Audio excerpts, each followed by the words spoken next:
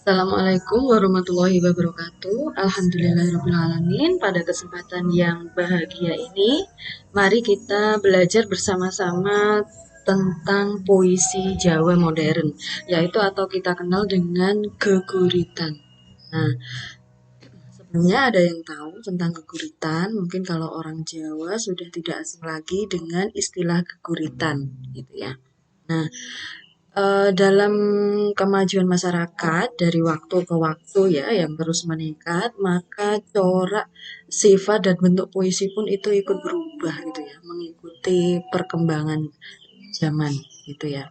Nah, geguritan itu sendiri itu berasal dari bahasa Jawa Tengahan gitu ya dengan kata dasar gurit gitu ya.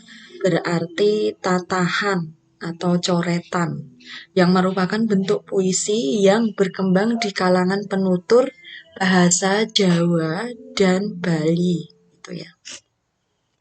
Geguritan berkembang dari tembang sehingga dikenal beberapa bentuk geguritan yang berbeda. Dalam bentuk yang awal, geguritan itu berwujud nyanyian yang memiliki sanjak tertentu gitu. Di Bali itu berkembang bentuk geguritan semacam ini gitu ya. Nah, kalau kalau mengingat ke pengertian geguritan gitu di Jawa itu telah berkembang menjadi istilahnya puisi bebas, yaitu puisi yang tidak mengikatkan diri pada aturan metrum saja serta lagu. Jadi dia itu bebas ya puisi ini. Nah, geguritan ini kalau dalam hal ini puisi Jawa modern itu berkembang atau muncul pada tahun 1929 di majalah Kejawen dengan terbitnya 3 buah judul geguritan. Kemudian pada tahun 1930 sampai dengan 1940 terbit 7 buah karya lainnya. Jadi dalam rentang tahun sekian itu masih terbatas karya-karya keguritan di Jawa gitu. Nah, kemudian puisi Jawa modern itu sempat terhenti karena pada zaman pendudukan Jepang mungkin ada situasi tertentu yang tidak mungkin untuk dipublikasikan dan baru muncul kembali setelah atau sesudah revolusi gitu ya. Kemudian puisi Jawa modern ini dipelopori oleh R. Intoyo dan Subagio Ilham Noto di Joyo gitu ya. Sehingga setelah ini banyak muncul penyair-penyair baru dengan melahirkan bentuk dan isi puisi yang semakin beragam sampai dengan sekarang yang dimuat di berbagai media massa. Nah, seiring berkembangnya puisi ini sebagai hasil karya sastra, juga berkembang puisi-puisi Jawa yang diciptakan dan berkembang dari zaman kerajaan. Puisi Jawa ini dikemas dengan menggunakan bahasa Jawa dan memiliki sejarah panjang gitu, perkembangan hingga saat ini. Hal ini itu ditunjukkan dengan munculnya penyair-penyair puisi Jawa yang dari tahun ke tahun mengisi perkembangan sejarah sastra Jawa sehingga puisi Jawa itu memiliki periode perkembangan khususnya puisi Jawa modern. Baik, saya mengutip dari pendapat Waloyo pada tahun 2009. Beliau menyatakan bahwa geguritan ini mengawali kehadiran puisi Jawa modern dan pembaharuan diikuti pembaharuan penyair-penyair lainnya.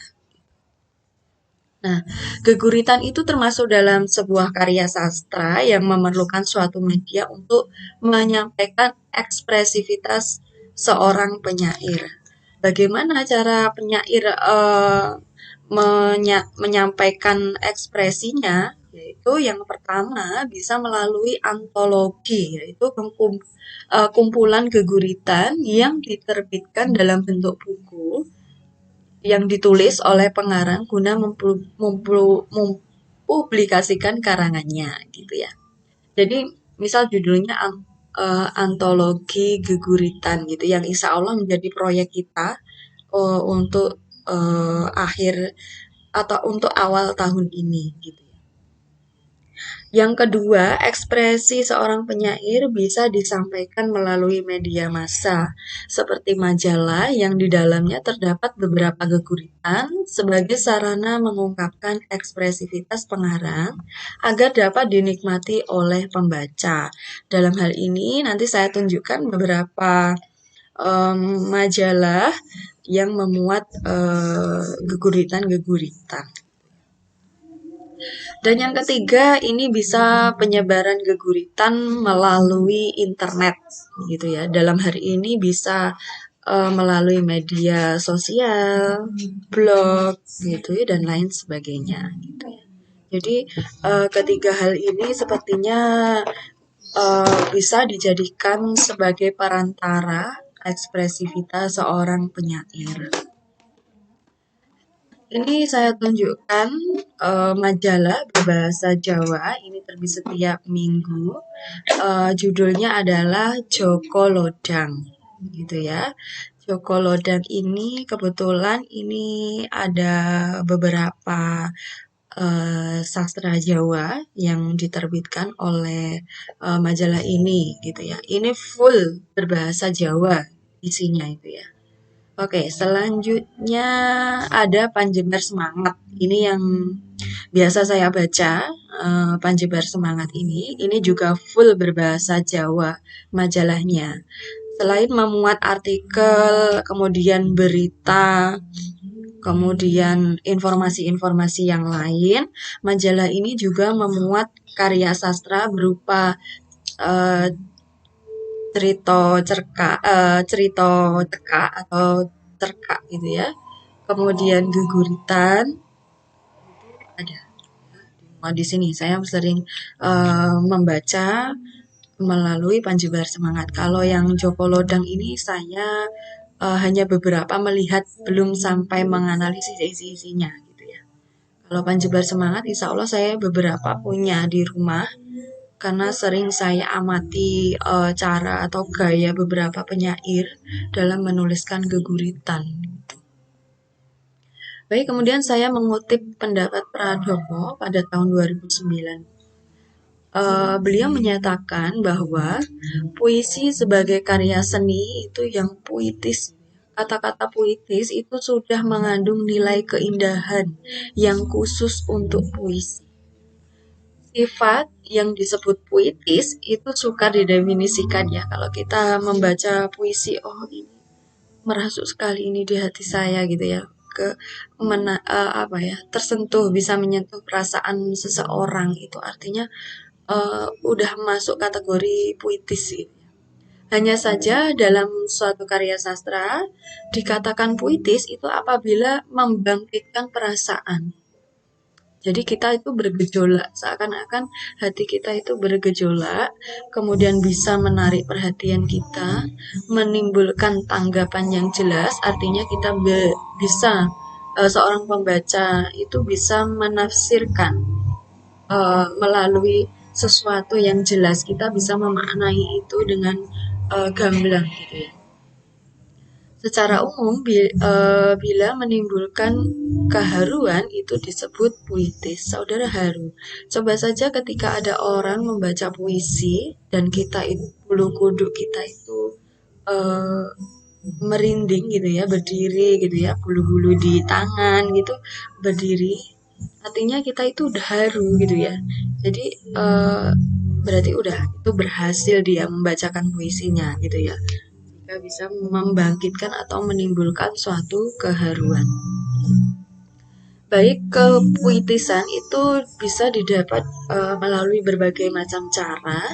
Yang pertama bisa melalui bentuk visual. Bentuk visual ini bisa dilihat dari tipografi atau susunan bait. Jadi tipografi yang kan kadang kita melihat karya-karya penyair itu ada yang puisi itu rata kiri semua.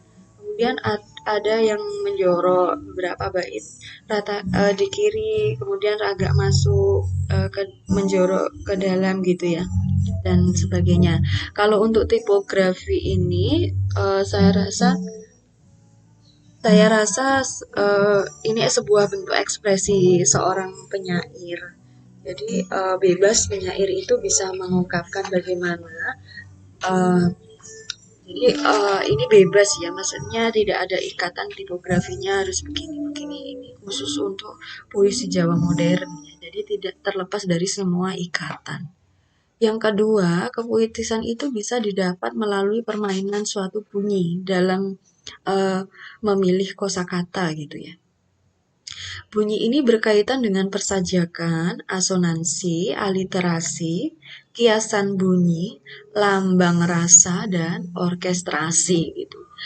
Saya rasa bunyi ini bisa suatu puisi bisa dibaca dengan enak itu kalau bunyi ini memiliki apa ya, kekuatannya besar gitu ya. Jadi permainan bunyi itu saya rasa baik gitu untuk sebuah penulisan seperti rima gitu ya. Jadi kalau rimanya baik itu saya suka kalau memakai rima itu saya mainkan rimanya.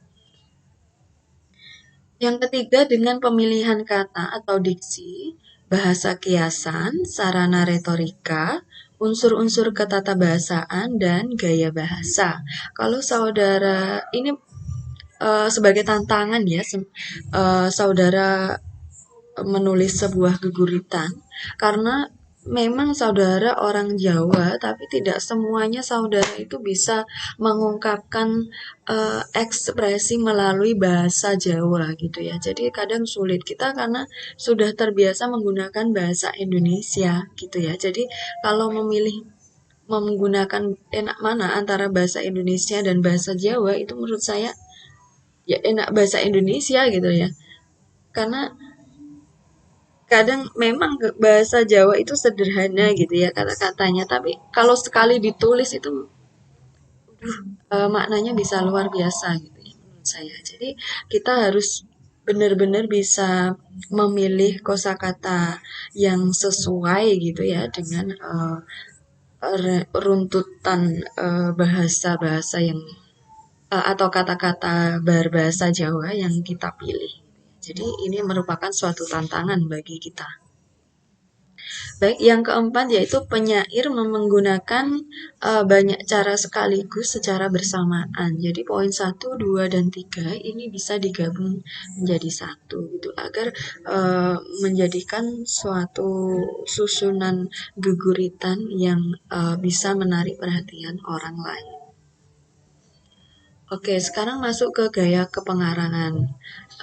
Saudara, saya, dan beberapa teman yang lain itu tentu gaya kepengarangannya berbeda gitu ya. Ini tidak bisa dipaksa. Kamu harus begini loh gaya pengarangannya.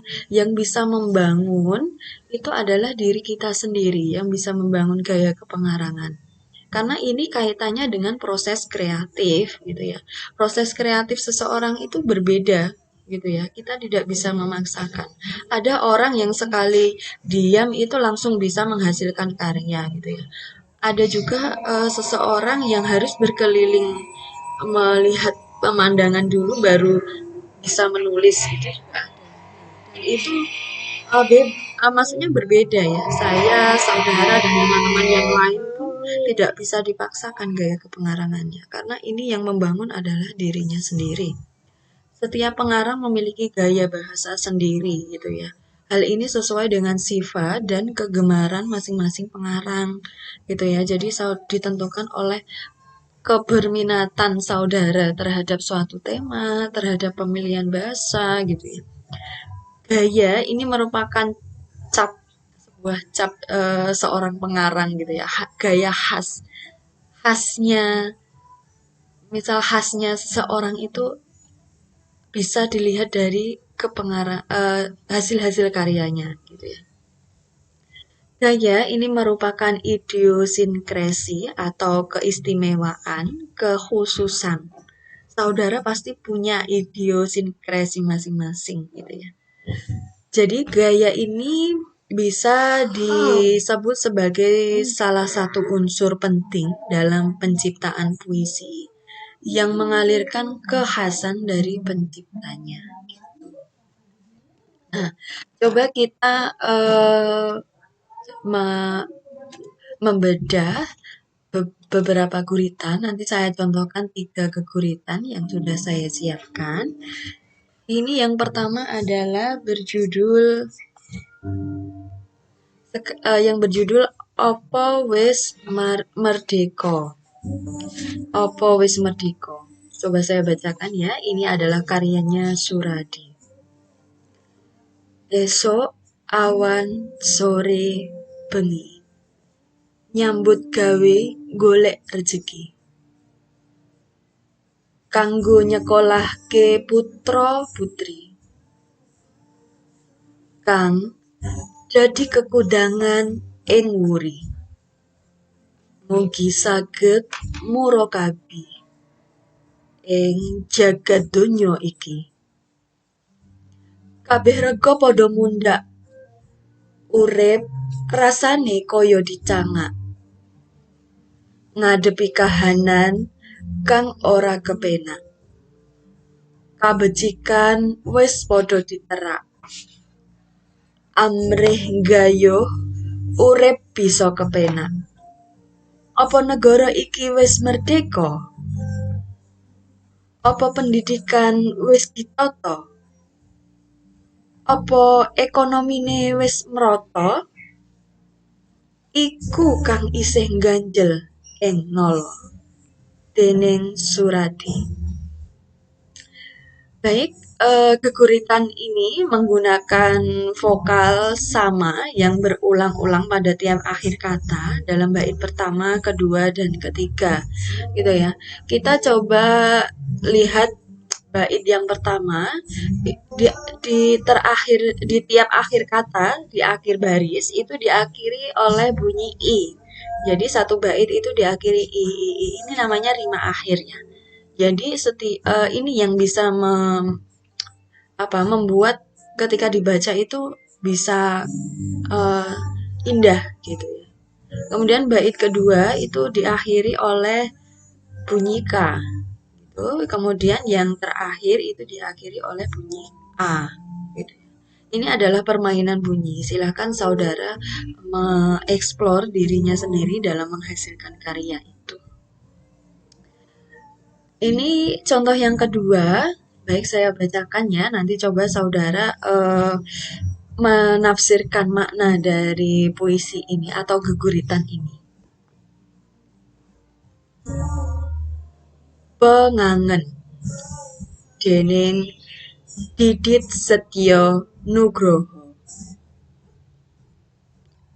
Besok menawa aku wis nduweni srengenge dhewe lan sliramu dadi putri salju kang ora nate kendhat dolanan pluwung maneka warna.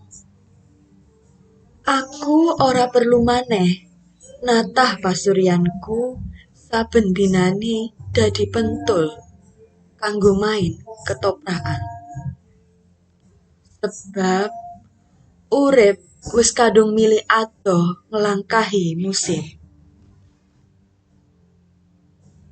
Fatamorgana wis nguculi kaendahan. Lan angin-angin sumripit ing candela-candela atimu kang kabuka. Gurit dudu amung wicara pasemon angon wirama. Nanging wis dadi paugering panguripan papan sliramu ngiyup ing sucining bulan. Beblesno atimu ing samadimu. Nalika kasunyatan ora bisa ngluarake kekarepan. Nah, coba saudara tafsirkan makna dari geguritan ini yang judulnya Pengangen. Pasti saudara ada beberapa kosakata yang belum dimengerti makna dari kosakata tersebut. Gitu ya. Coba saudara temukan bagian-bagian kosakata yang belum saudara temukan. Kemudian saudara berusaha mencari tahu apa makna dari kata-kata tersebut. Kemudian temukan makna besar dari geguritan ini. Baik, saya lanjutkan eh, geguritan yang terakhir, yaitu berjudul Surup. Coba saya bacakan ya. Surup dening Harsudi. Merga isih wengi, akeh wong kang ora ngraita. Akeh wong kang ora nyono. Akeh wong kang pancen ora ngira. Lali lamun surup bakal tumeka. Merga isih isuk, padha ketungkul anggone suka parisuka. Padha ketungkul anggone luru bondo. Padha ketungkul anggone sembrono. Lali lamun surup bakal tumeka.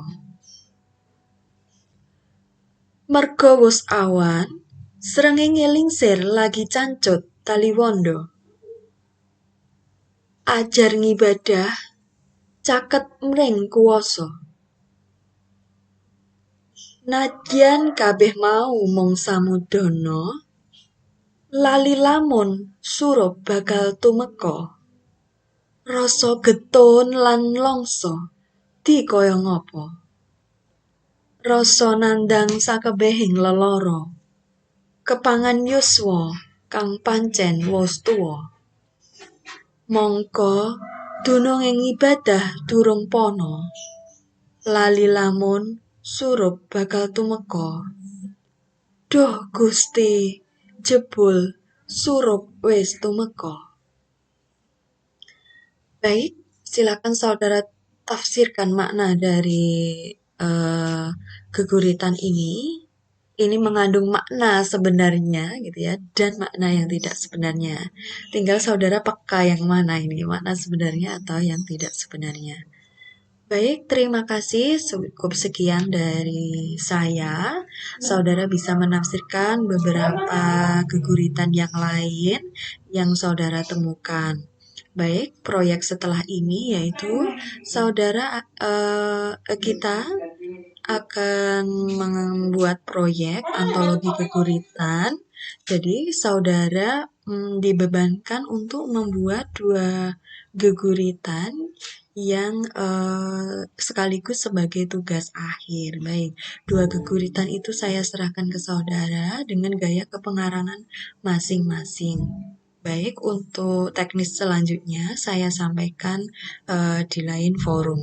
Terima kasih. Assalamualaikum warahmatullahi wabarakatuh.